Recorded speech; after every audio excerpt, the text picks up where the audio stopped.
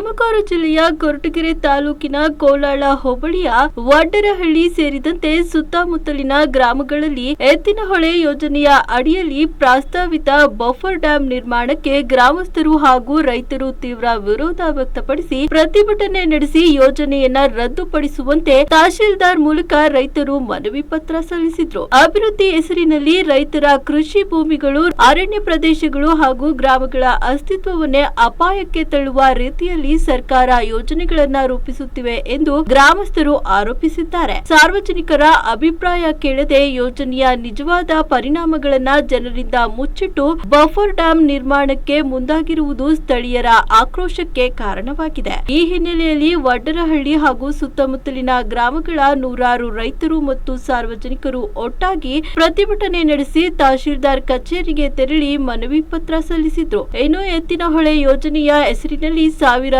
ಎಕರೆ ಕೃಷಿ ಭೂಮಿ ಮುಳುಗಡೆಯಾಗುವ ಸಾಧ್ಯತೆ ಇದೆ ಎಂದು ಆತಂಕ ವ್ಯಕ್ತಪಡಿಸಿರುವ ರೈತರು ಅರಣ್ಯ ಪ್ರದೇಶಗಳಿಗೂ ಹಾನಿಯಾಗಲಿದೆ ಎಂದು ಆರೋಪಿಸಿದ್ದಾರೆ. ಇನ್ನು ಸರ್ಕಾರ ತಕ್ಷಣವೇ ಪ್ರಸ್ತಾವಿತ ಬಫರ್ ಡ್ಯಾಂ ಯೋಜನೆಯನ್ನ ರದ್ದುಪಡಿಸಬೇಕು ಎಂದು ಆಗ್ರಹಿಸಿದ್ದಾರೆ. ಇಲ್ಲಿಂದಾಚಿ ನೋಡ್ಕೊಳ್ಳಿ, ನಾವು ಎಲ್ಲಿವರೆಗೂ ಬೇಕಾದ್ರೂ ನಾವು ಹೋರಾಟ ಮಾಡೋದಕ್ಕೆ ರೆಡಿ ಇದ್ದೀವಿ. ಅವ್ರ ಮಕ್ಕಳು ಸಾಕ್ದಂಗೆ ನಾವು ಮಕ್ಕಳು ಸಾಕೋದು ಬೇಡವಾ? ರಾಜಕೀಯದವ್ರು ಸಾಕ್ದಂಗೆ ಅವರು ಮೊಮ್ಮಕ್ಕಳು ಸಾಕ್ದಂಗೆ ನಾವು ಮೊಮ್ಮಕ್ಕಳುಗಳು ಸಾಕೋದು ಬೇಡವಾ? ಅವರು ಕರ್ನಾಟಕ ರಾಜ್ಯದಲ್ಲಿ ಬದುಕಿದಂಗೆ ನಾವು ಬದುಕೋದು ಬೇಡವಾ? ಅವ್ರಿಗಿರೋವಷ್ಟು ಅಧಿಕಾರ ನಮ್ಗಿಲ್ವಾ? ಈ ರಾಜಕೀಯ ಬಲದ ಮೇಲೆ ಇದನ್ನ ಮಾಡ್ತಾವ್ರೆ.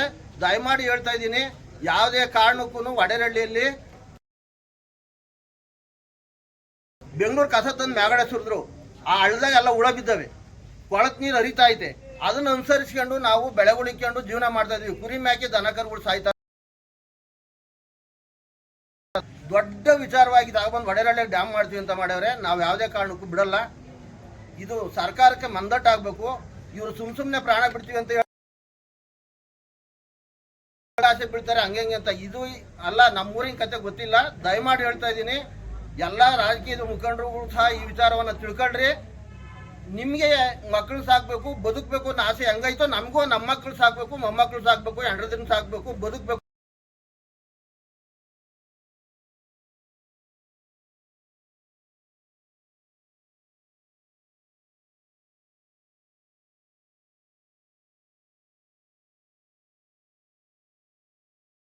ಅಂತ ಹೇಳ್ಬಿಟ್ಟು ಇರೋ ರೈತರನ್ನ ಒಕ್ಕಲೇ ಬಿಡಿಸ್ಬಿಟ್ಟು ಯಾರಂತ ಅಫಿಷಿಯಲ್ಗಳೆಲ್ಲ ಹೇಳೋರಿಲ್ಲ, ಕೇಳೋರಿಲ್ಲ, ಅಂತ ರಾಜಕಾರಣಿಗಳ ಬಲನೂ ಇಲ್ಲ.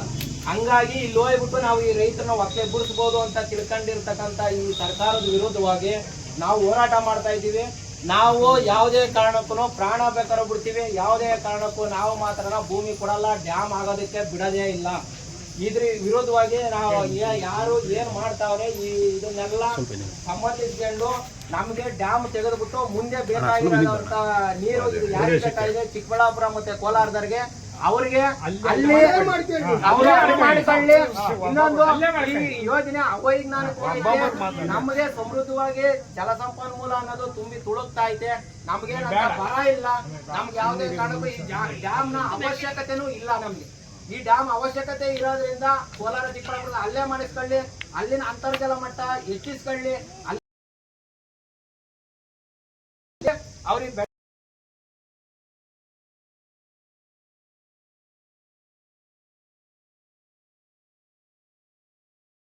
ಪ್ರಾಣ ಕೊಡ್ತೀವಿ ಹೊತ್ತು ಭೂಮಿ ಕೊಡಲ್ಲ. ಇದೇ ನಮ್ಮ ಲಾಸ್ಟ್ ಫೈನಲ್.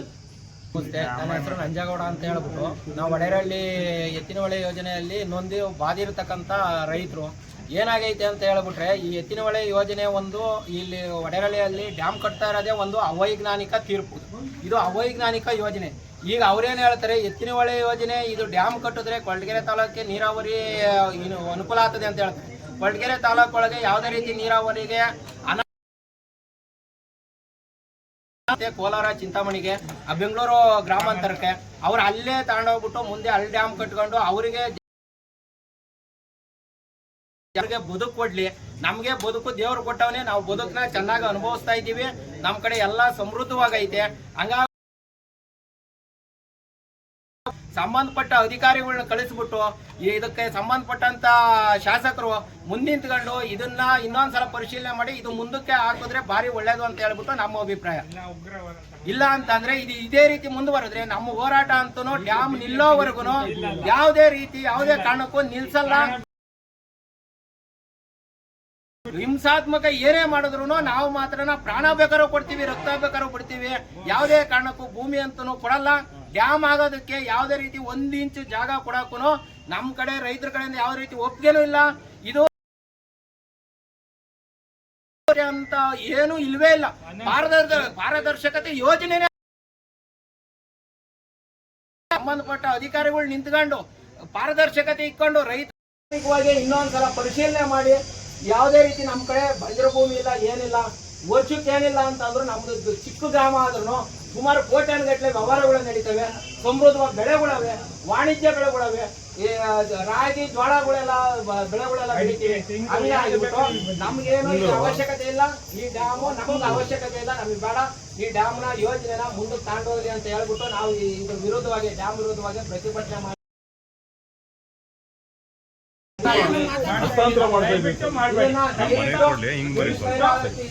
ಇದನ್ನ ಮುಖ್ಯಮಂತ್ರಿ ಅಂತರ್ಧಾನ ತಾಂಡ ಜಲಸಂಪನ್ಮೂಲ ಸಚಿವರಾದಂತ ಇಲ್ಲಿಗೆ ಬರೋಣ ನೀನು ಈ ಡ್ಯಾಮ್ನ ಮುಂದಕ್ಕೆ ತಗೊಂಡು ಅಂತೇಳಿ ಅವೈಜ್ಞಾನಿಕವಾಗಿ ಯೋಜನೆ ಅಂತ ನಾನು ಹೇಳಲ್ಲ. ನಮ್ಮೂರ ಮಾಡ್ತಿರ್ತಕ್ಕಂಥ ಡ್ಯಾಮ್ ಯೋಜನೆ ಅವೈಜ್ಞಾನಿಕ ಪರಿಶೀಲನೆ ಮಾಡ್ಬಿಟ್ಟು ಅವ್ರಿಗೆ ಮಾಡಿದ್ರೆ ಈಗ ಅವ್ರಿಗೆ ಅಲ್ಲಿ ಅಂತರ್ಜಲ ಮಟ್ಟದ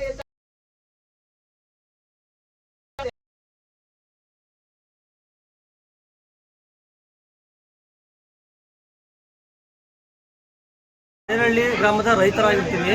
ನಮ್ಮ ಹೆಸರು ಕೆಂಪರಾಜು ವಿಎಲ್ ಅಂತೇಳಿ. ನಮ್ಮೂರಲ್ಲಿ ಎತ್ತಿನಹಳ್ಳಿ ಡ್ಯಾಮ್ ಮಾಡೋದಕ್ಕೆ ಸರ್ಕಾರ ಮುಂದಾಗಿದೆ. ಇದು ತಾತ್ಕಾಲಿಕವಾಗಿ ಮುಂದಾಗಿರುವಂತಹ ಸರ್ಕಾರದ ಒಂದು ತೀರ್ಪು. ಇದು ಮೊದಲು ರೆಡಿಯಾಗಿದ್ದು ಬೈರ್ಗುಳ್ಳು ಜಲಾಶಯ ಅಂತೇಳಿ ಮಾಡಿದ್ರು.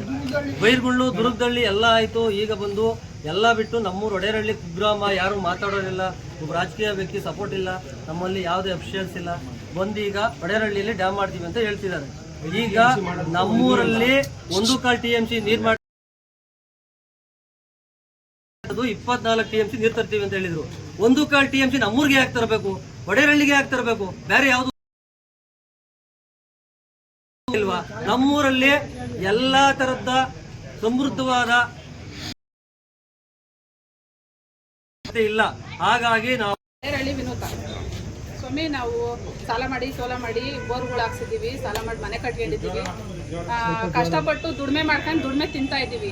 ಸಾಲ ಮಾಡಿದ್ದೀವೋ ಸೋಲ ಮಾಡಿದ್ದೀವೋ ಏನೋ ಮಾಡ್ಕೊಂಡು ಮುಂದುವರಿಸ್ತಾ ಇದ್ವಿ ನಮ್ಮ ಜೀವನ. ಇಂಥ ತಕ್ಕನೂ ಪಾಠ ಬಿದ್ದು ಮೇಲಕ್ಕೆ ಬರ್ತಾ ಇದ್ದೀವಿ. ನಾವೊಂದು ಸ್ವಲ್ಪ ದಿನ ಹೋದರೆ ನಾವೇ ಒಬ್ಬರಿಗೆ ಕೊಡಾರಾತೀವಿ.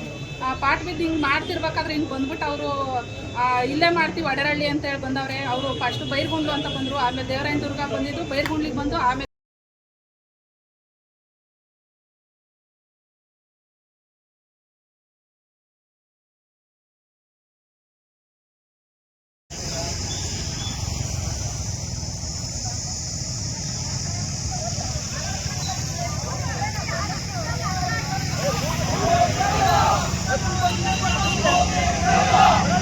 Hah?